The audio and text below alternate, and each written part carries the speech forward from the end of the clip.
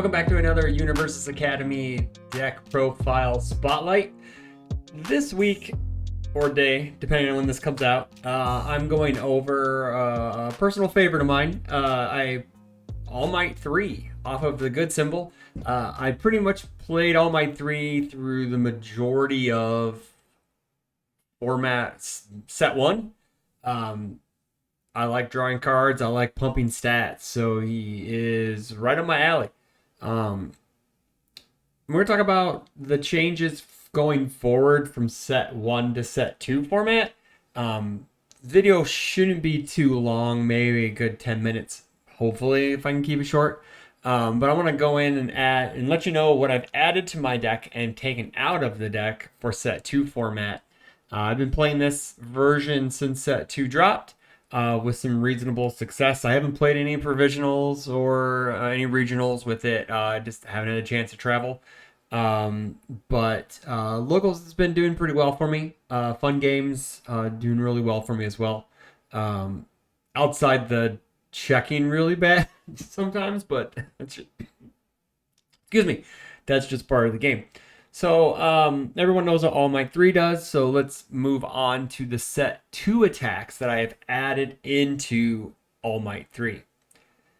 I'm going with 3 copies of Ricochet Charge. One thing that I noticed in set 1 format is that the good symbol did not have a whole lot to do with my opponent's staging area.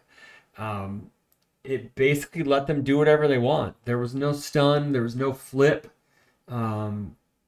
Really, it was just I had to out pump their speed hacks and damage reduction, and sometimes it didn't work out. You also played this really weird game of waiting for your opponent to overextend so you could backswing them. With Ricochet Charge and now also Back Alley Haymaker, we are able to put stun on some attacks and go for a more proactive game plan instead of kind of sitting back and waiting for them to make a mistake and chunking people down with throws. Granted that the throw package is better now off in set 2 with facepalm, takedown, and invincible clasp. But they are not furies or punches. So All Might 3 doesn't really take advantage of those. You could still play reverse throw. My biggest issue is it is a 2-speed attack that states, hey, you can Faith Shield this on a 5. So you're basically wasting your enhance on speed so you don't get Faith Shielded and or Ice Storm blocked. Was always felt bad, so you couldn't Texas Smash reliably after that. So with the stun package, quote unquote, that it's basically what I'm nicknaming it. Ricochet Charge gives you a little bit of stun. But also, if they don't block it, which is kind of odd because most people will block it, being an All Might deck, they want to get cards out of their hands. It clears because you have the air enhance. It is a little slow, yes. But in this case, we stun 2, and then we put speed on this, and then it's going to make them harder to block. So either they fail block and they lose a card and this clears, or or they block it and then if you have Airstream drivers sighted in, which we do have it in the sideboard, we can kick that for a huge chunk of damage. It does have charge and punch, so it works with All Might. It also works with the 4 copies of Small and Limber that are in the deck, which is a really nice tech piece to give some turn longevity on the offense. You do play a few charges. You play a Fury in Texas Smash. Back Alley and Ricochet Charge are charges, so you can get the +1/+1, but we really play that card for the readying effect, but we'll get into that. Next up is Back Alley Haymaker. This is maybe the best attack out of set 2, just for what it does. Charge, EX, punch, stun 2. So if you don't have gifts from mom out, or if you do, but you really need to land an attack to seal the deal, EX2 can always do that. Granted, it's a mid, so it's kind of crappy because you can just get plus ultra blocked on a 5+ progressive. Excuse me. But it allows us for more draw, or allows us to build out one of our 4 diffs out of our discard pile to extend our turn, to build while we attack, because that made Kirishima so good.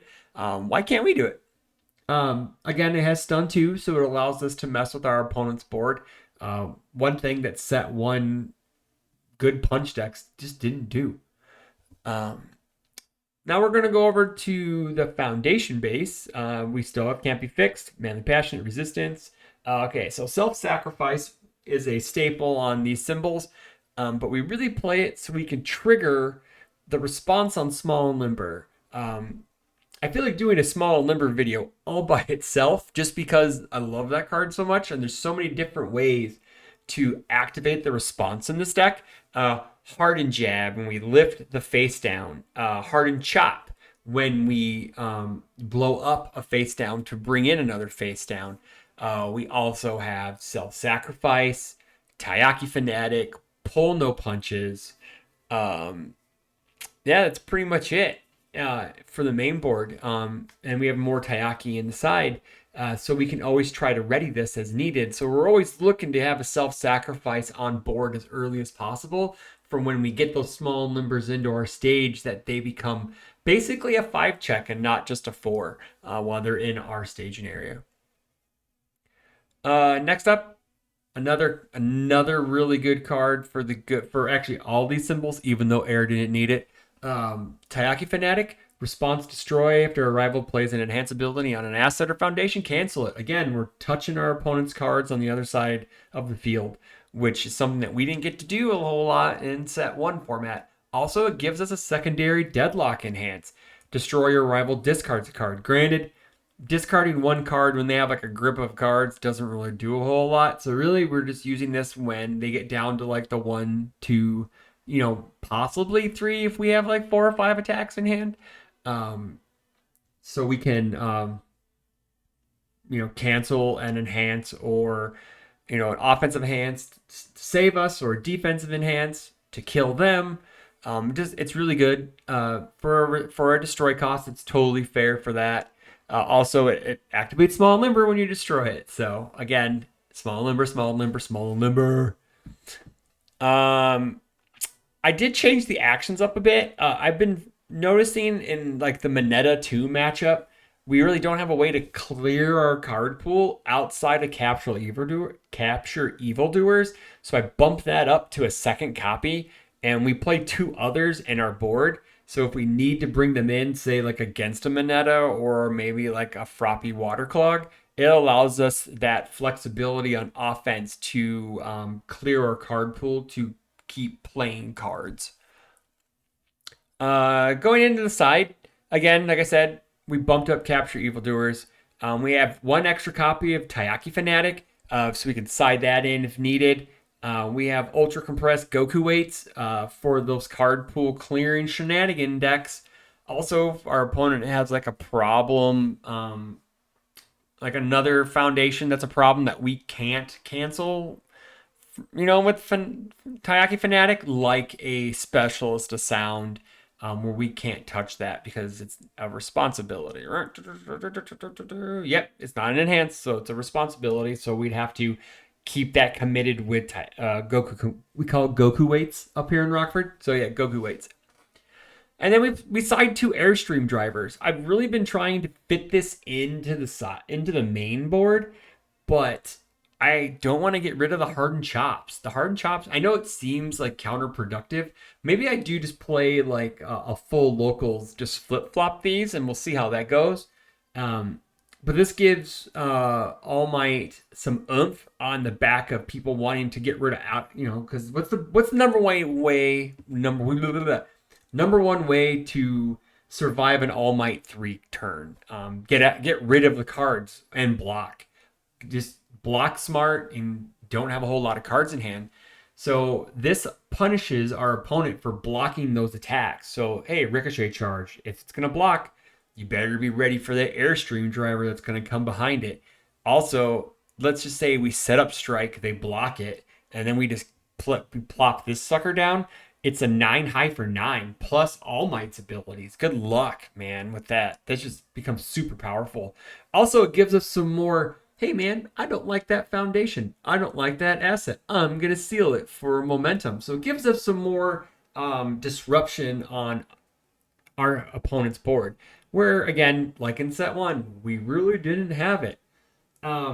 One big thing I know also of added cards to the deck. I was playing like at flat 60, and now I believe I'm somewhere between, yeah, I'm 64 right now with a deck stability of 1.87, which really doesn't matter. That usually is just a weird number that no one knows how it gets calculated. Um, but going forward, I'm going to keep iterating on it. I may end up taking Ricochet Charge out if I don't like it as much, if it doesn't perform, but it has been performing really, really well. Um, as of recording, there's a provisional this weekend. I am not a big fan of sitting at my computer for 10 hours playing a card game. I love playing the game, but I'd rather play it at my locals that Saturday afternoon, especially after hearing about everyone at Origins just popping off. Like everyone getting tons of promos, and I'd rather just play in person and go have fun, and then instead of being kind of at my house. But anywho, that's for another podcast. So other than that, that's really pretty much it. My changes for All Might 2 going into set All Might 3 going into set 2. Going forward, man, I would love to see some actual throw hate on the good symbol. That's one thing we don't have, or maybe DR, more DR or actual DR that actually matters. Um, like a -3, -4 on something. I know it's probably asking for a whole lot, but it'd be kind of nice, right? Because the good symbol just gets chunked down with throws, and there's really no way to stop it other than just blocking and using the small DR we have, which isn't a whole lot. But I hope you enjoyed the video. Let me know your thoughts on the deck, what you have been doing in your set 2 changes to your set 1 character decks. Let me know. I would like to hear what's going on in your neck of the woods. So, again, like, comment, subscribe, hit the bell for notifications. It really helps us out on the channel. Also, you can catch this on an audio podcast form on Apple Podcasts and Spotify. And subscribe on that. Like I said, do the algorithm things. And we'll talk to you later on the next deck profile spotlight. Have a good night, everybody.